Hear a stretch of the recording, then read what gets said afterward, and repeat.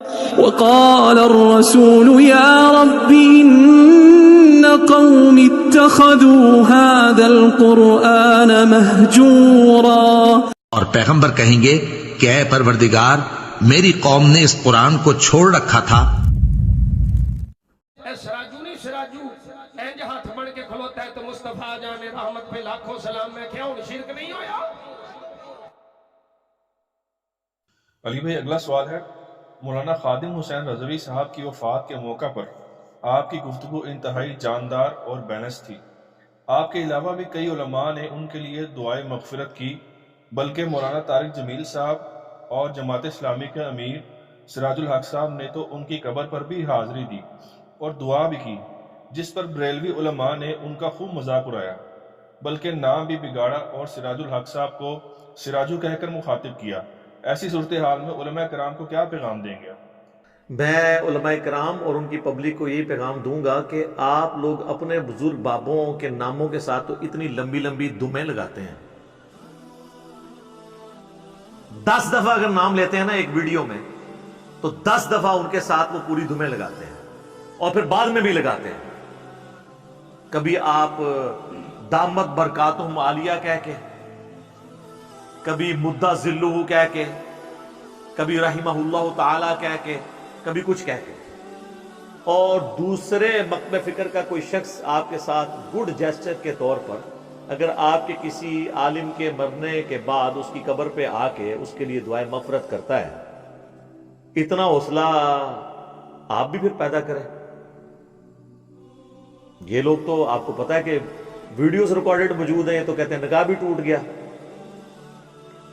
وہ انڈیا کی ایک ویڈیو وائرل ہوئی ہے نا جس میں وہ نکاح پڑھاتے پھر رہے ہیں. ٹھیک ہے، کیونکہ بریلوی علماء نے فتویٰ دیا تھا کہ چونکہ یہ دیوبندی کا انہوں نے جنازہ پڑھا ہے تو ساروں کے نکاح ٹوٹ گئے، تو وہ دوبارہ اپنے تجدید نکاح کرتے پھر رہے تھے. اس اعتبار سے تو میں کہتا ہوں کہ مولانا طارق جمیل صاحب اور سینیٹر سراج الحق صاحب جو جماعت اسلامی کے امیر ہیں، ان کا تو بڑا جگر ہے کہ وہاں پہ پہنچے ہیں، اور اس کے جواب میں یہ لوگ اس طریقے سے ان کا نام بگاڑ رہے ہیں. اور یہ ویڈیو ایک بریلوی عالم کی موجود ہے اور وہ بڑے اعتماد کے ساتھ ان کا نام بگاڑ رہا ہے، اور پھر اس کے بعد اپنی پبلک کو یہ بتانے کی کوشش کر رہا ہے کہ شاید یہ لوگ جو ہیں وہ مرنے کے بعد کسی کی قبر پہ جانے کے یا اس کے لیے دعا کرنے کے قائل نہیں ہیں. وہ کہتے ہیں یہ کل تک تو کہتے تھے شرک ہوتا ہے. بھئی کس دیوبندی یا کس اہل حدیث نے یہ کہا ہے کہ قبر پہ جا کر مردے کے لیے دعا کی جائے تو یہ شرک ہوتا ہے؟ وہ تو یہ کہتے ہیں مردے سے مانگنا شرک ہوتا ہے.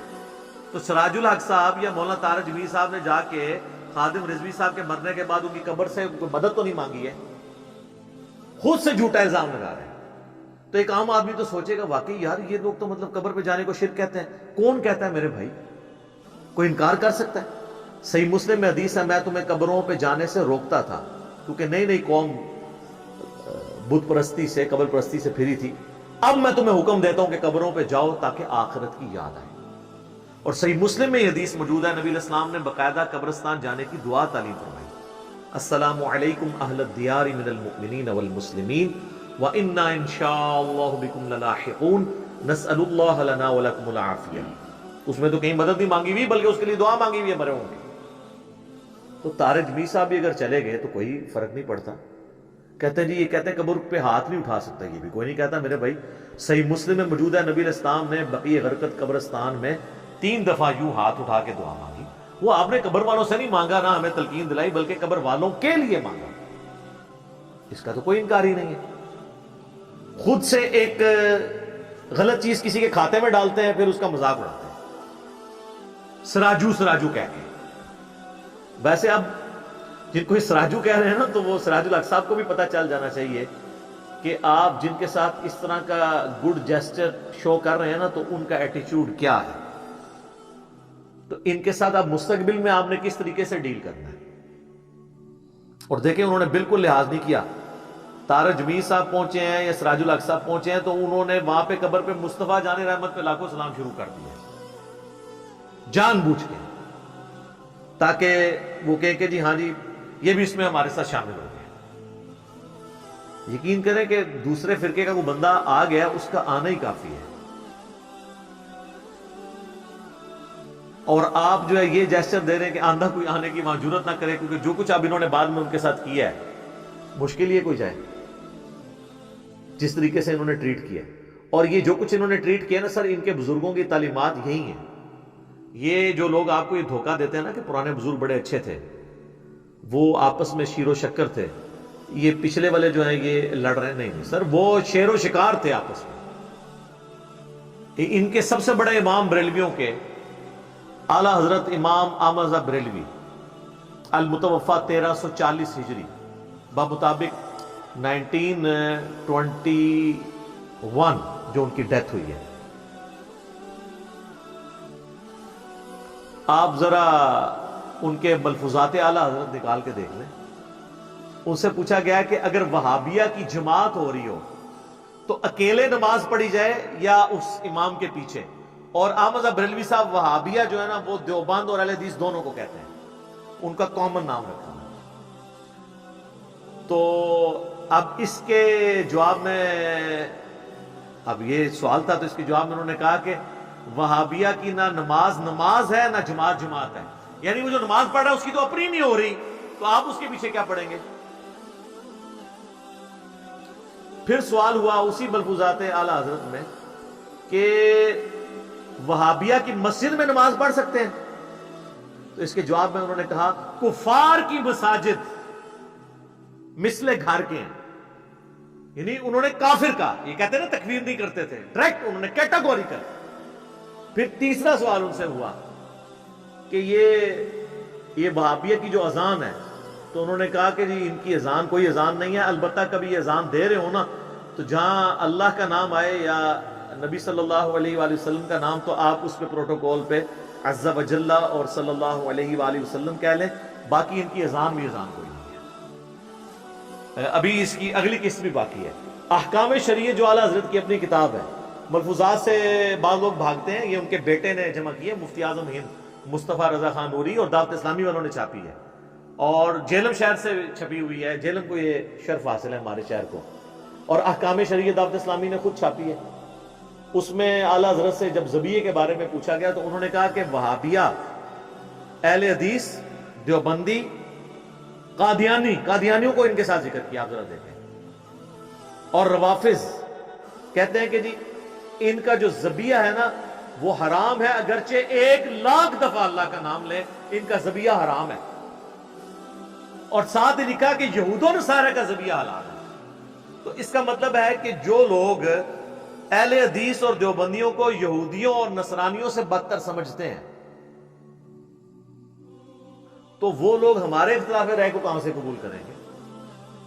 اب یہ لاکھ اہل حدیث کے علماء جو ان کو خوش کرنے کے لیے کہہ دیں کہ ہم ایک تسبیح میں پروئے گئے ہیں، تینوں فرقے.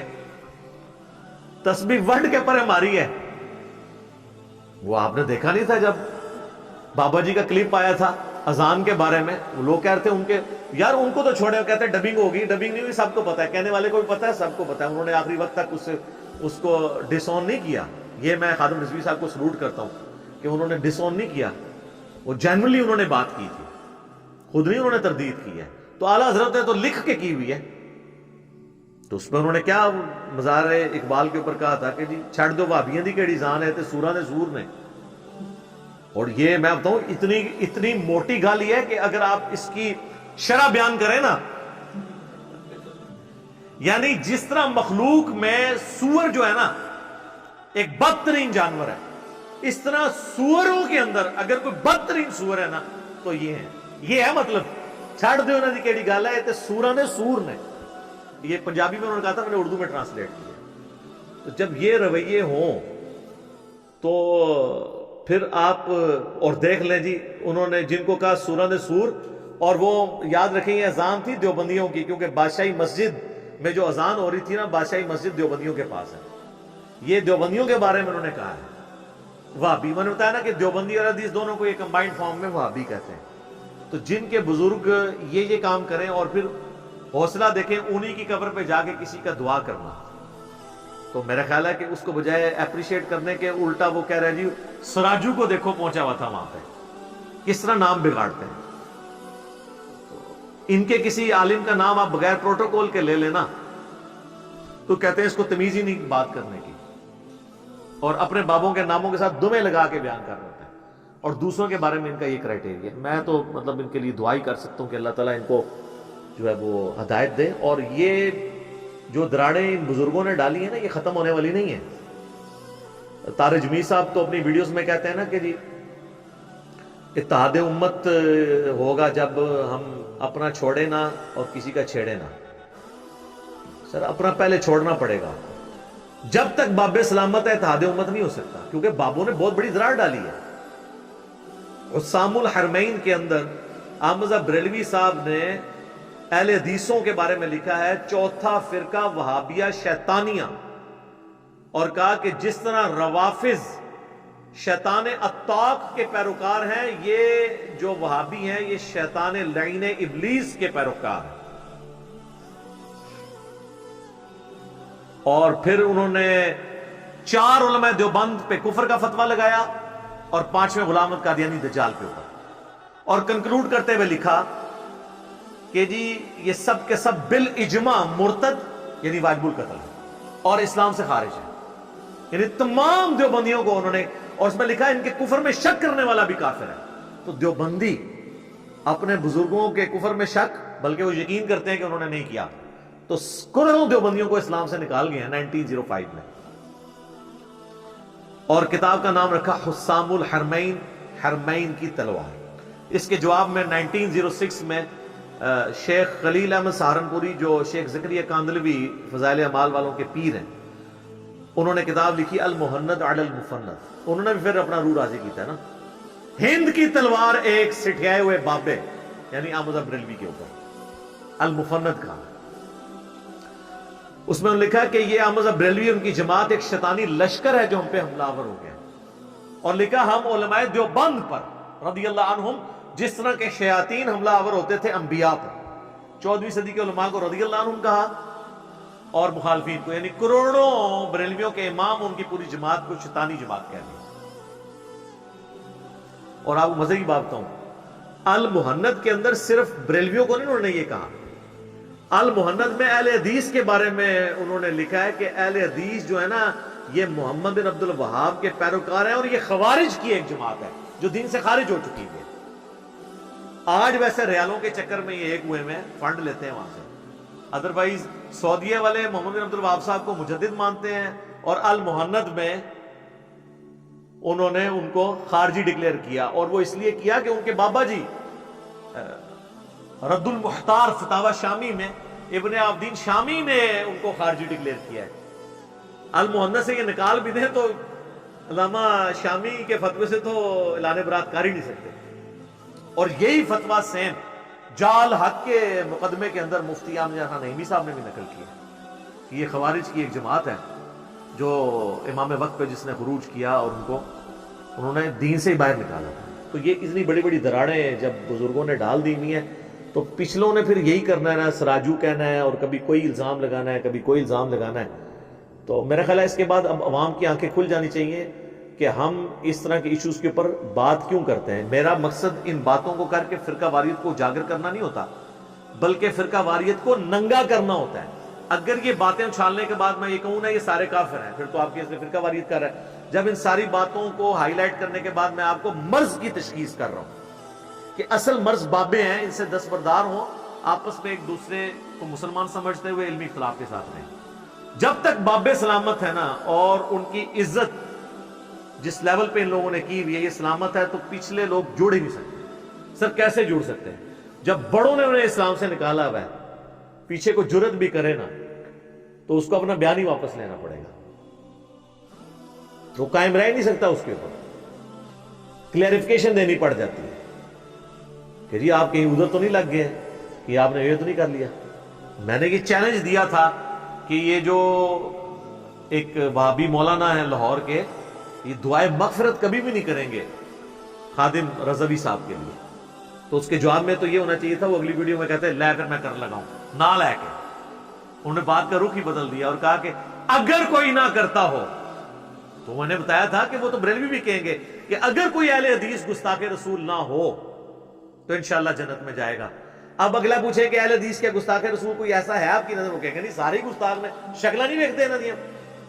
ذوالخویسرہ تمیمی نال مل دیا نے ہاں اور اہل حدیثوں سے پوچھیں وہ کہیں گے جی کوئی بریلوی اگر شرک نہ کرتا ہو تو پوچھے کوئی ہے تو کہیں گے کیڑے سارے ہی نے. تو یہ انہوں نے لبادے اوڑے میں اور خامخواہ جو ہے وہ پبلک کو دھوکہ دے رہے ہیں.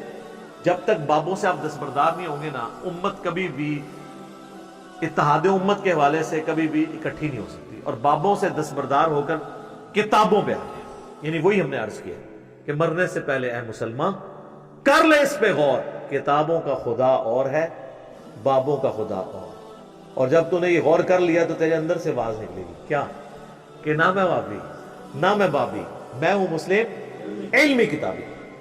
ٹھیک ہو گیا جی.